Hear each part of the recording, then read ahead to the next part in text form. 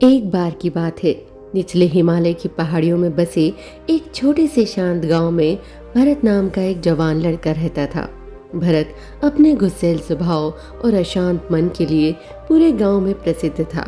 उसका मन हर समय विचारों से भरा रहता। विचारों के इस तूफान ने उसके मन को पूरी तरह से अशांत कर रखा था। शांति तो जैसे उसके जीवन से गायब ही हो गई थी। वो हर समय अपने विचारों में खोया रहता और एक तनावपूर्ण जीवन जी रहा था। अपने अशांत मन और गुस्सैल स्वभाव की वजह से ही उसके घर वालों और गांव के लोगों से भी उसके संबंध अच्छे नहीं थे, जिसकी वजह से वो खुद को और भी ज्यादा अकेला व अपमानित महसूस करता। वो और भी ज्यादा मानसिक तनाव की स्थिति में चला जाता। एक दिन की बात है, भरत अपने गांव की बाहर की गलियों में टहल रहा था कि तभी उसका सामना एक बूढ़े बौद्ध भिक्षु से हुआ, जो कि एक पेड़ के नीचे ध्यान की अवस्था में बैठे हुए थे। बौद्ध भिक्षु के चेहरे से एक निर्मल शांति की आभा झलक रही थी। इस असीम शांति ने भरत को बौद्ध भिक्षु की ओर आकर्षित किया। जब भरत बौद्ध भिक्षु के निकट पहुंचा तो उसने उनके चारों तरफ एक सकारात्मक ऊर्जा का अनुभव किया। भरत को यह महसूस हुआ कि इस अद्भुत शांति और असीम सकारात्मक ऊर्जा का स्रोत कहीं न कहीं बौद्ध भिक्षु के भीतर ही है। इसीलिए वो वहीं बैठकर उनकी आंख खुलने का इंतजार करने लगा। थोड़ी देर बाद जब बौद्ध भिक्षु ने अपनी आंखें खोली तो उन्होंने अपने सामने एक जवान लड़के को बैठा पाया, जो कि काफी तनावग्रस्त और नकारात्मक भावनाओं से भरा हुआ लग रहा था। भरत ने बौद्ध भिक्षु की ओर लालसा भरी नजरों से देखा और बड़े सम्मान पूर्वक कहा, मुनिवर, मेरा मन बहुत अशांत है। मेरे मन के विचार मुझे खाए जा रहे हैं। मैं एक क्षण के लिए भी शांति का अनुभव नहीं कर पा रहा हूँ। क्या आप मुझे सिखा सकते हैं कि मैं अपने इस शांत मन को शांत कैसे कर सकता हूँ? बौद्ध भिक्षु ने भरत के दर्द को समझते हुए उसकी ओर दया भरी नजरों से देखा और कहा, मेरे प्यारे बच्चे, मैं तुम्हें एक कहानी सुनाना चाहता हूँ। इस कहानी में मानसिक शांति और खुशहाली के रहस्य छुपे हुए हैं। क्या तुम इस कहानी को सुनना चाहोगे? भरत ने हाँ में अपना सिर हिला दिया और पूरी एकाग्रता के साथ कहानी सुनने को तैयार हो गया। उसके अंदर की उत्सुकता अब अपने चरम पर थी। इससे पहले कि हम कहानी शुरू करें, वीडियो को लाइक और चैनल को सब्सक्राइब कर दीजिए। बौद्ध भिक्षु ने कहानी सुनानी शुरू की।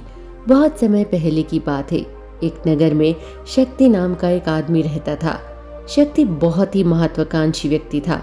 उसे हर काम में लोगों से तारीफ चाहिए होती थी। अगर उसे किसी काम में असफलता या लोगों से बुराई सुनने को मिलती तो वो गहरी चिंता और तनाव में चला जाता।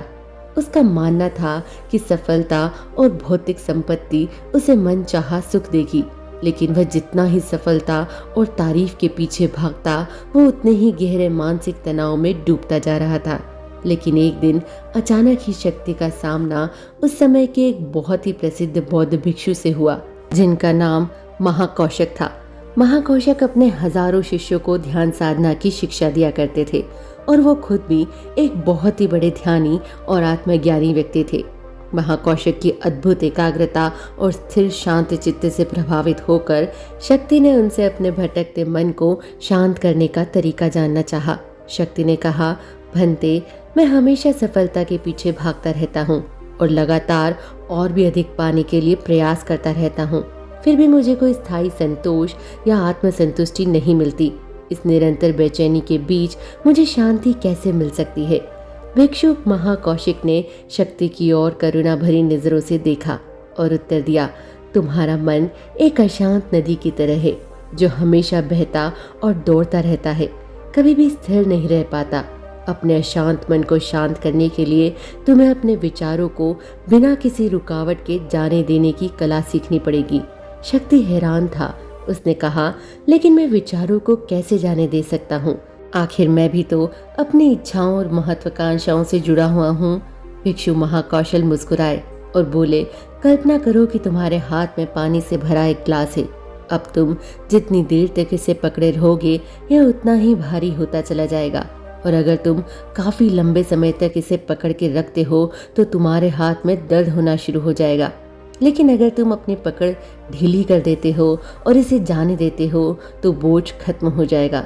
भरत ने कहानी और उसके संदेश को ध्यान से सुना। वह समझ गया कि अपने विचारों और इच्छाओं से चिपके रहना ही उसके बोझ को बढ़ाता है और उसके अंदर अशांति पैदा करता है। अब भरत को कहानी का अंत सुनने का बेसब्री से इंतजार था।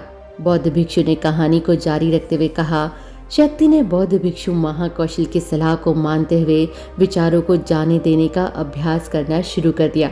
वो अपने विचारों और भावनाओं को बिना किसी पूर्व निर्णय के बस आते और जाते हुए देखता।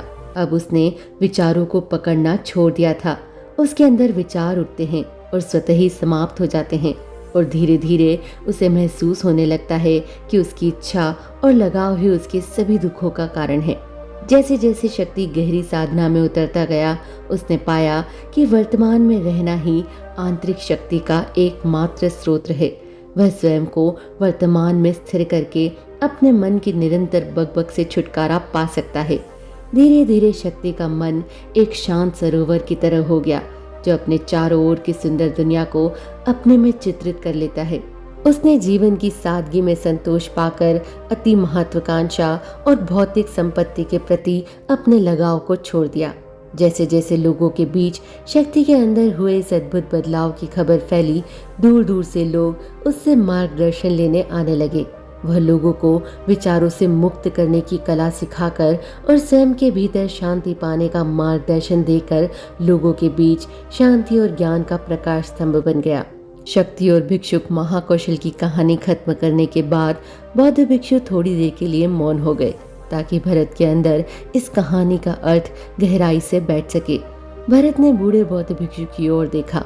अब उसकी आंखों में एक नई समझ दिखाई पड़ रही थी। भरत ने धीमी आवाज में फिर एक प्रश्न किया, मुनिवर, मुझे इस कहानी में ज्ञान दिखाई पड़ा, लेकिन मैं इस कहानी की शिक्षा को अपने जीवन में कैसे लागू कर सकता हूँ? मैं अपने अशांत मन को कैसे शांत कर सकता हूँ? भरत के इस ईमानदारी भरे प्रश्न पर बौद्ध भिक्षु गर्म जोशी से मुस्कुराए और फिर बोले, अशांत मन को शांत करने का अभ्यास आत्म जागरूकता से शुरू होता है। अपने अंदर उठने वाले विचारों को देखने के लिए हर दिन कुछ समय निकालो। वो भावनाएं जो तुम्हारे मन को तेजित करती है, उन पर ध्यान दो। देखो कि वो कैसे आते हैं और आकाश में गुजरने वाले बादलों की तरह चले जाते हैं। भरत ने अपनी आंखें बंद कर ली और बौद्ध भिक्षु के बताए अनुसार अपने विचारों का अवलोकन करना शुरू कर दिया। जैसे ही उसने अपने अंदर उठने वाले विचारों पर ध्यान देना शुरू किया, उसे महसूस हुआ कि उसके भीतर चिंताओं, निर्णयों और इच्छाओं की निरंतर धारा बह रही है। केवल इस एहसास ने ही उसे एक अद्भुत शांति का एहसास करवाया। उसे यह भी एहसास हुआ कि वो इन सभी विचारों और भावनाओं से अलग है। बौद्ध भिक्षु ने आगे कहा, जैसे शक्ति ने खुद को हर तरह के लगाव और आसक्ति से अलग कर दिया था, उसी तरह से तुम भी अपने मन को परेशान करने वाले विचारों और भावनाओं से खुद को मुक्त करने का अभ्यास विकसित कर सकते हो। जैसे ही विचार उठें, उन्हें बिना किसी पूर्व निर्णय के स्वीकार करो और फिर धीरे धीरे उन्हें जाने दो और वर्तमान क्षण पर अपना ध्यान केंद्रित करो। लेकिन मुनिवर, भरत ने बीच में ही रोकते हुए कहा, क्या होगा अगर विचार और भावनाएं इतनी मजबूत हैं कि वो बनी रहें और मन को छोड़ने से इनकार कर दे? बौद्ध भिक्षु ने भरत की बात पर सहमति जताते हुए सिर हिलाया और कहा, ऐसे कई मौके आएंगे जब तुम्हारे मन में विचारों का बवंडर चल रहा होगा, जब तुम्हारा मन तुम्हारी बिल्कुल भी नहीं सुनेगा। तो ऐसे समय में तुम्हें अपनी सांसों की ताकत पर विश्वास रखना होगा। बौद्ध भिक्षु ने एक बार फिर भरत को अपनी आंखें बंद करके अपने पेट के फूलने और पिचकने को महसूस करते हुए अपनी सांसों पर ध्यान केंद्रित करने के लिए कहा। बौद्ध भिक्षु ने समझाते हुए कहा, जब भी तुम्हारा मन उत्तेजित और अशांत हो तो तुरंत अपनी सांसों पर लौट आओ। सांसों की नियमित गति तुरंत तुम्हें वर्तमान के क्षणों में वापस खींच लाएगी और एक शांति का एहसास करवाएगी। भरत ने कुछ देर तक बौद्ध भिक्षु के निर्देशानुसार अपनी आती जाती सांसों पर ध्यान केंद्रित करने का अभ्यास किया। इस छोटे से अभ्यास ने उसे अपने मन की शांति और स्थिरता का एक क्षणिक अनुभव करवाया। उसे समझ आ गया कि यह सांसें तो हमेशा उसके साथ थी, जो वर्तमान क्षण की निरंतर याद दिलाती हैं, सांत्वना और शांति प्रदान करती है। भरत की इस प्रगति को देख बौद्ध भिक्षु मंद मंद मुस्कुराए और बोले, मेरे प्यारे भरत, अशांत मन को शांत करना एक ऐसा अभ्यास है जिसके लिए धैर्य और मजबूत इच्छा शक्ति की जरूरत होती है। जैसे निरंतर व्यायाम से मांसपेशियां मजबूत होती है, वैसे ही नियमित अभ्यास से मन भी शांत होता है। भरत ने स्वीकृति में अपना सिर हिलाया और इस अनमोल मार्गदर्शन के लिए बौद्ध भिक्षु का धन्यवाद करते हुए उन्हें ये वचन दिया कि मैं आज से ही अपने मन को शांत करने और आसक्तियों को छोड़ने और अपने भीतर शांति पाने की इस यात्रा पर निकल पड़ूंगा। बौद्ध भिक्षु ने भरत के कंधे पर हाथ रखा और कहा, मुझे तुम्हारी काबिलियत पर पूरा भरोसा है कि तुम बहुत ही जल्द अपने मन की शांति को खोज लोगे। लेकिन याद रहे, यह रास्ता इतना आसान नहीं होगा, लेकिन अगर तुम दृढ़ इच्छा शक्ति और खुले दिल से प्रयास करोगे तो तुम जरूर उस शांति को खोज लोगे जो तुम्हारे भीतर है। उस दिन से भरत ने अपने अशांत मन को शांत करने के अभ्यास के लिए खुद को प्रतिबद्ध किया और हर दिन ध्यान करने के लिए एक अलग समय निर्धारित किया। उसने अपने मन में उठने वाले विचारों को बिना किसी रोक टोक के जाने दिया और अपनी सांस के माध्यम से खुद को वर्तमान में रखने का प्रयास किया। धैर्य पूर्वक अभ्यास करते हुए समय के साथ भरत ने खुद के अंदर गहन परिवर्तन का अनुभव किया। जैसे जैसे साल बीतते गए, भरत को गांव में शांति और ज्ञान के स्रोत के रूप में जाना जाने लगा। गांव के लोग अपने अशांत मन को शांत करने के लिए भरत के पास मार्गदर्शन लेने के लिए आते। भरत ने जीवन की भागदौड़ के बीच दूसरों को आंतरिक शांति पाने में मदद करते हुए बौद्ध भिक्षु की शिक्षाओं और आत्म जागरूकता की शक्ति को साझा किया। इसके साथ ही उसने लोगों को अपने विचारों को मुक्त करने और स्वास्थ्य पर ध्यान केंद्रित करने की कला सिखाई। इस तरह से वह गांव काफी फला फूला। वहां के निवासियों ने एक स्थिर और शांत मन के अमूल्य उपहार की खोज की। बौद्ध भिक्षु की शिक्षाओं और भरत के द्वारा कराए जा रहे अभ्यास के माध्यम से विचारों को जाने देने और वर्तमान में रहने की कला दूर दूर तक फैल गई, जिसने कई लोगों के जीवन को बदल कर रख दिया। जैसे जैसे और समय बीता, अशांत मन को शांत करने की भरत की यात्रा का एक जोरदार प्रभाव उसके गांव की सीमाओं के बाहर भी फैला। पड़ोस के गांवों और शहर के लोग जब भरत के इस बदलाव की कहानी सुनते तो वह उसे सलाह लेने उसके पास चले आते। भरत उन लोगों के लिए आशा की किरण बन चुका था जो अपने मन के बोझ तले खुद को दबा हुआ महसूस कर रहे थे। भरत की शिक्षा सिर्फ सामूहिक प्रवचनों और ध्यान सत्रों तक ही सीमित नहीं थी, बल्कि वह रोजमर्रा के कामों को जागरूकता के साथ करने पर ज्यादा जोर देती थी। वह लोगों को याद दिलाते थे कि अपने विचारों और भावनाओं के प्रति जागरूक बनो।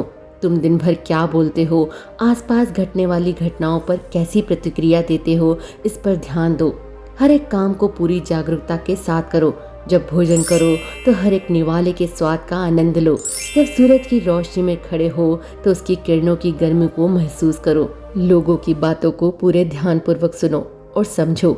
ये सभी छोटे छोटे बदलावों ने लोगों के जीवन में चमत्कारिक परिवर्तन ला दिए। भरत की शिक्षाओं से लोगों ने जाना कि जीवन का आनंद और खुशी तो वर्तमान के पलों को जीने में है। इसी के साथ ये कहानी खत्म होती है। आपने इस कहानी से जो भी कुछ सीखा मुझे कमेंट करके जरूर बताइएगा। आज के लिए बस इतना ही। मिलेंगे फिर किसी नई बात और नई कहानी के साथ।